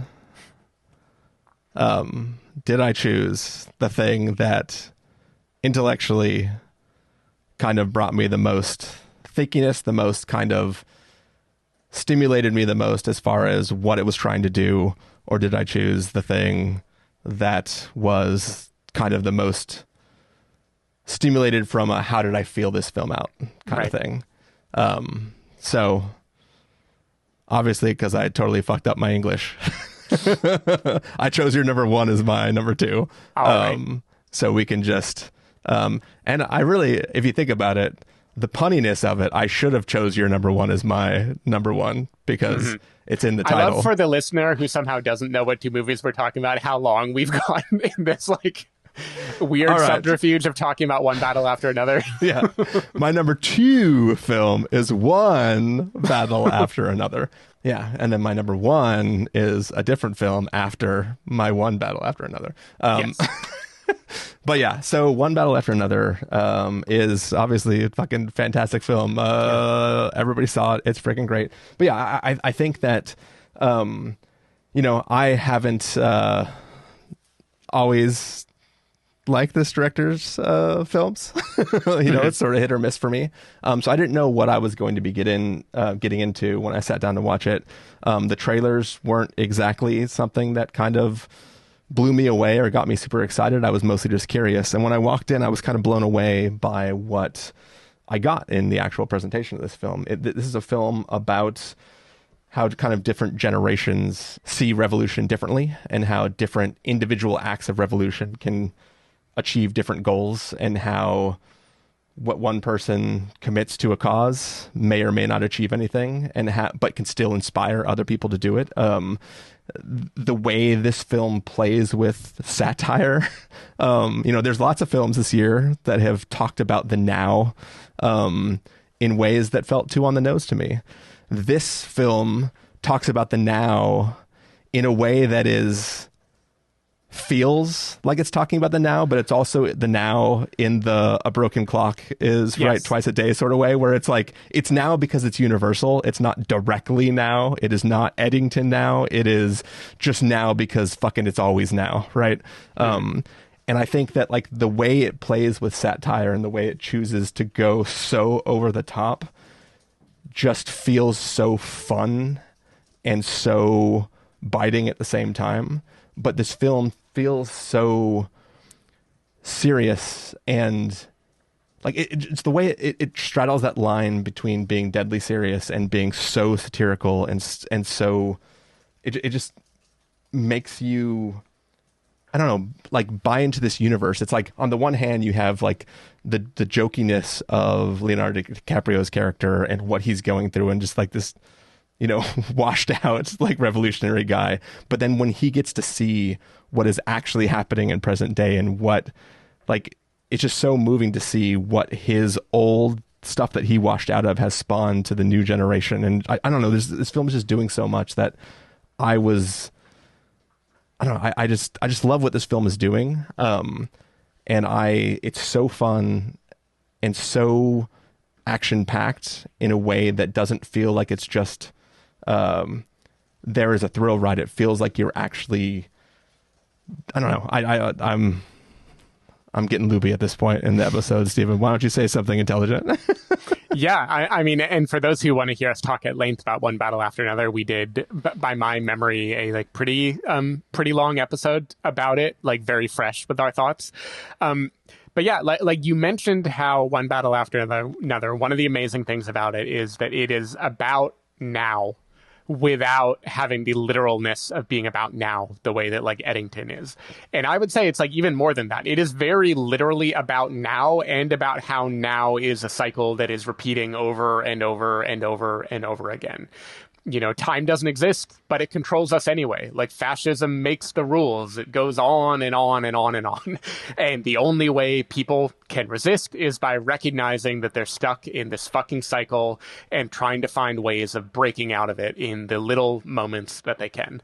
I think there's all sorts of discourse around this movie, as will always be the case when a movie is the presumed like Oscar frontrunner. People are going to come out of the woodwork and talk about how terrible it is. I'm sure there are criticisms that are valid. I don't want to minimize. I know people have referenced whether this movie is fetishizing Black women, whether this movie is undercutting certain revolutionary tendencies. All of that is totally valid.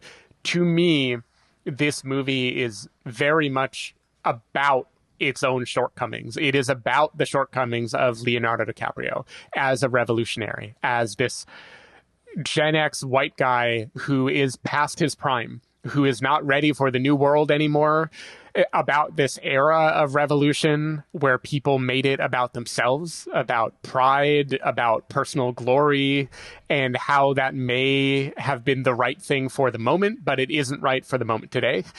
And this movie is about how all around the edges, around Leonardo DiCaprio, there are real revolutions taking place. What I was referencing early on that I'm sure you picked up on when I was talking about The Secret Agent and the kind of webs of resistance is Benicio del Toro, his character, like his dojo, basically. He has this whole, quote, Harriet Tubman thing going on, in his words, of hiding people, harboring people from the equivalent of the ice raids from the fascists, and this like place that works like clockwork to just efficiently resist, to hide, to move, to like throw dirt in the gears of this like totalitarian regimes, so they just can't do quite as much damage as they would have done before. And I think this movie is all about how all around Leo there are these very powerful, unsexy, unshowy acts of bravery that are happening, that are like the grease in the wheel that allows the revolution to keep going. Like, I think this movie is about how fighting, doing the right thing, pushing back against evil is a marathon, not a sprint. And it's not a marathon, it is a baton race, right? And you don't know how many laps it's going to be. You just keep moving a little bit forward, a little bit forward, a little bit forward.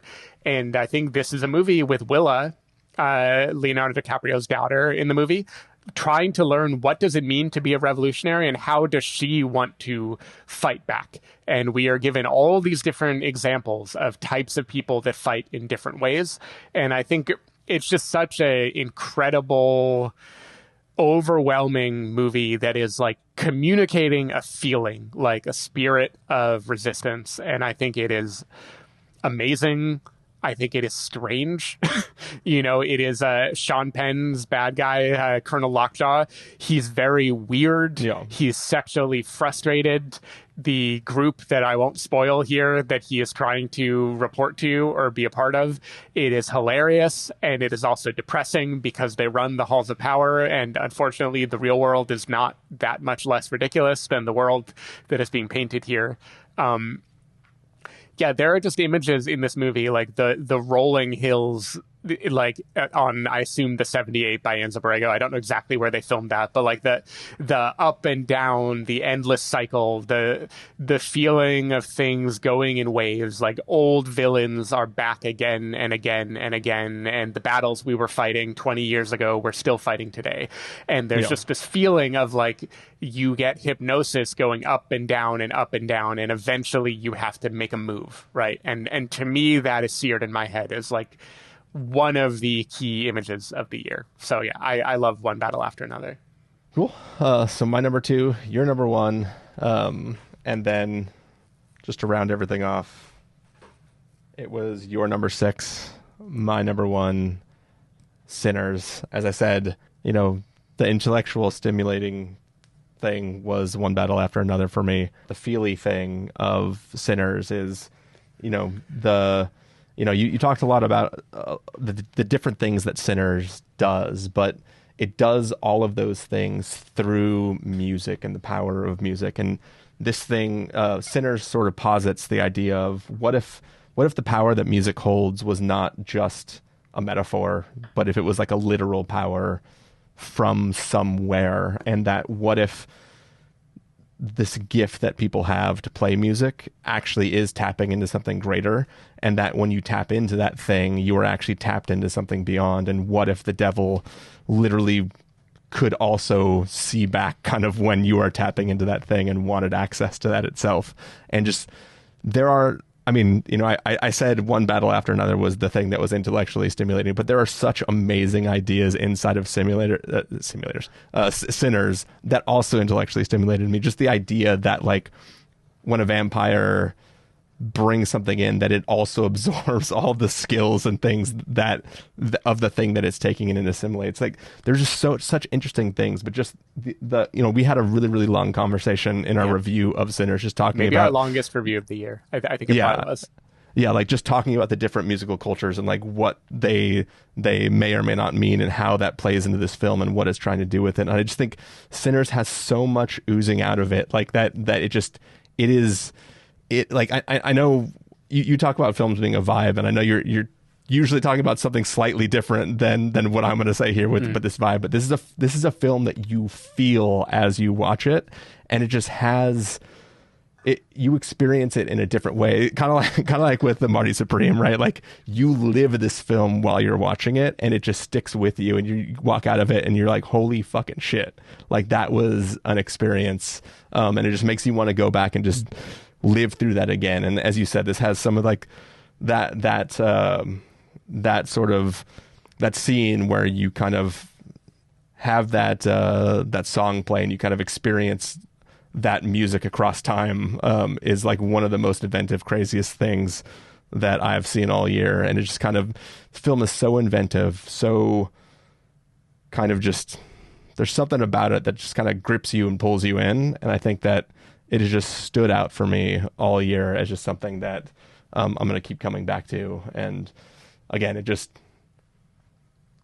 reaches in and pulls something out of you. So I'm totally agreed. Sinners and One Battle, the two most maybe unlikely big IMAX movies of the year. That's right. Yeah, I mean, it really, I talked about it in my number 6, but Sinners is an incredible movie, and there's a very strong case for it being the movie of 2025. It is certainly the image, the memory that is like most lasting for me is that music sequence. Steven, if you look in your rear view mirror, I think F1 registered trademark the movie is coming up behind, trying to tell you that it was also an IMAX in it. Sure, yeah. It's just not a surprising IMAX. That was sarcasm for anybody who couldn't tell from my voice. We did it. Yeah, we did it. We made it. That was actually not too bad. We kept it under 2 hours. Yeah. Anything you want to say, Stephen, before we wrap it up? I always like to give just shout outs to movies that like didn't make the list, but either came close or maybe we're never going to be able to make a real top 10. But I want to make sure I make known that I really loved. I'm just going to roll through these in alphabetical order because that is how my spreadsheet lays them out. Black Bag, already referenced it before. Soderbergh movie, not my favorite Soderbergh movie that I saw this year, only because of the Christophers, but a damn good, slick movie. Kind of, I think, him really announcing his return to form. I really, really loved that movie Blue Heron that we saw at TIFF. That's another that I don't know if it is considered a 2025 or 2026 release because it hasn't yet come out in the US, but it has come out in Canada. So I don't know, but a difficult movie about memory and going back and trying to like understand a part of your past that you couldn't really get your arms around before. I think it was really beautiful. Blue Moon. This is a movie I loved. It was definitely in my top 10 for the podcast for a very long time. Richard Linklater directed movie starring Ethan Hawke about Lawrence Hart, one half of Rodgers and Hart. Rodgers and Hart were very, very famous, and the only reason they're not more famous is Rodgers and Hammerstein became the much more famous songwriting duo. Hart was a lyrical genius, but he is very neurotic and, much like Marty Supreme, obsessed with his own greatness to a point where he alienates everyone around him. And Ethan Hawke just gives this amazingly, I think, beautiful performance as a guy who can't get out of his own way. He is so stuck with his desire to be smarter than everyone else, to be right about everything. And we just see this like inner sadness that I think is really, really lovely. Bring Her Back, a horror movie, the sort of horror movie that I usually hate, but you talk about images that really like stick in your craw, that live with you for a long time. Like Bring Her Back, I could not get that out of my brain. Definitely. Did you ever go back and watch Talk to Me? I didn't go back and watch it yet. No. Do it. I will. I'll do it. Horror Me is here. Companion. This is a movie I thought maybe would actually make your top 10, which is why I didn't reference it earlier. I feel like there was a movie I was going to pair it with. It's been circling. It's like sitting, technically it's hovering around like 16-ish right now. Yeah, it is a damn good one. You know, it's a little bit lighter and more fun than things that normally make my top 10s, but it was just like a simple premise, and I feel like they executed it flawlessly the whole way through in a way that I was just really, really, really impressed by. I already referenced Eddington, not going to harp on it anymore, but y'all know I think that movie deserves way more flowers than it's getting. There was a movie I caught up with pretty recently called Happy End. This is a Japanese film about kids in a kind of near future. Like it presents itself on Wikipedia as a sci-fi, but it is not. There's like very little, if any, sci-fi elements to it. But it is about kids living in a kind of more fascist future of Tokyo and trying to find their way to express themselves, trying to figure out what it means to rebel, kind of what to do, how to handle the hopelessness of their life. Beautiful, beautiful, beautifully shot movie. Highly recommend people check that out. I already mentioned If I Had Legs, I'd Kick You. You already shouted out Lurker. On Becoming a Guinea Fowl, this is a movie that I caught up with. It was kind of 2024, but it came out in the US 2025. It is a film. I don't really want to spoil anything except that I'm pairing it with weapons in my write-up. I think it's very much about secrets that people hold on to and what it means to finally snap and find a voice and like let loose after all of that. Really, like, just amazing film. Highly recommend that one. Splitsville, I referenced. I thought that movie was hilarious. I watched it recently. Good. Laughed my ass off, and I think it is both extremely absurd, like way more absurd than like Materialists, for instance, the other Dakota Johnson rom-com of the year. But I think it also has way more actually clever things to say about relationships and marriage and what we want in life. Not blown away by Splitsville, but it punched so much higher above its weight class than it had any right to do. It was kind of a surprise, but it's definitely worth watching. Yeah. Train Dreams is another one I got to shout out. I know I liked it quite a bit more than you did. We talked about it in our review, but that was circling my top 10 for a long time. I think it's just like a really, really fucking beautiful movie. And finally, Weapons. Talk about movies of the year, movies that you just remember searingly. Weapons was just beginning to end a thrill ride, and it had so many images and moments that will be stuck in my brain, and I think it is really a triumph of horror filmmaking. So I could give even more, but I think I rattled on plenty of my top 30 or whatever total that number comes up to. Yeah, I'll throw out a few others. Twinless. Twinless is pretty up there for me. Dylan O'Brien, yeah, his performance in that is just something else. Like, both of them. Yeah, both the Dylans O'Brien in that movie the performances are fantastic. And he really pulled me into that film, and I just, I'm sad that it got pulled early during Sundance because of all the leaks online, but I'm glad that it was became available this year for everybody to finally watch. I know you didn't like it as much, and I don't remember. I think it technically still counts as a cheat, but I will still stand hard for Omaha. I really, really like that film. I think it is very, very beautiful. You already mentioned Weapons, Black Bag, Companion. Later, I wasn't going to cheat with it. It wasn't really in high contention, but later next year, when Bad Apples comes out, yep, the fucking movie is great. Let's see. You said Splitsville. Yeah, If I Had Legs, you already mentioned, right? Yeah. Is there anything you did not mention that would be worth mentioning? Oh, the one thing you didn't mention, I don't believe you've seen it. This one's more of a fun one, but Dust Bunny is pretty great. A little girl tries to hire Mads Mikkelsen to kill the monster that lives under her bed. Yeah, to peel back the curtain, Chris and I had two options at TIFF for the midnight section Mads Mikkelsen wacky movies, and we picked The Last Viking instead of Dust Bunny, and I'm glad that Chris did manage to finally see both of them in the end. Yeah. You didn't give a shout out, Stephen, to Eternity. I did just forget, honestly, to shout it out. I was quite charmed by Eternity. I think that movie is much wiser and funnier than it has any right to be based on the premise. I think it is really I don't want to say marvelous as in like a synonym for wonderful or amazing, but it is a marvel that movie is as good as it is. I think it is like a pleasant surprise, and almost anyone who watches it will be pleasantly surprised by that movie.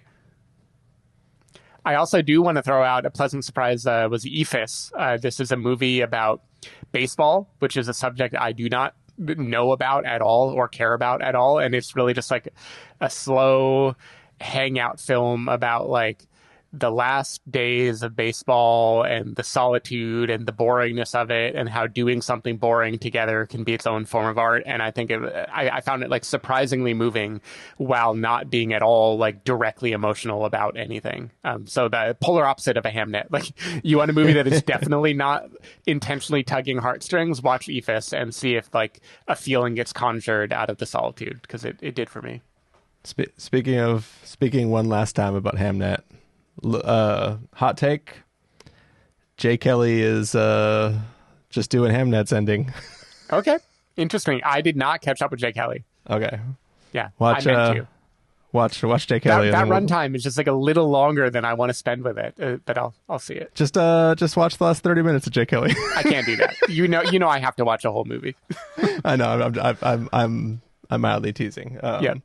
I mostly mean I was pretty mid on Jay Kelly, and then the ending got me. Okay, nice. But yeah, that's probably going to do it for our recapping the films of 2025 episode. Stephen Miller, people want to find you throughout the week. Where can they do that? People can find me at Blue Sky at sdavidmiller or sdavidmiller.com. People can find me at ChristopherInRealLife.com or ChristopherIRL in a number of social platforms. You can find the podcast over at SpoilerWarning.com where you can get a bunch of the back episodes of the show. If you want to subscribe to the show, you can do so on Overcast, YouTube, Apple Podcast, or wherever podcasts are found. If you want to know when the episodes go live, you can follow us at twitter.com/spoilerwarning, facebook.com/thespoilerwarning, or instagram.com/thespoilerwarning. If you want to get a hold of us directly, you can send an email to fans@thespoilerwarning.com, or you can use the contact form on our site. Music for this episode will come from a track selected from artlist.io, so hopefully you are enjoying that. We're going to take off for now. I think that's enough for this recording. We are trying to figure out what's coming up next. We might record a few spoiler-only mini-sodes of some of the things that we haven't had full episodes of recently. I know we've had some requests recently, and we've had some films that we watched but didn't actually get to do full reviews at the end of the year. Then we'll be back to everything with some reviews coming out as all the new releases are coming out soon. So we will see you all soon, back to the regularly scheduled program. So see you all soon. Bye. Bye.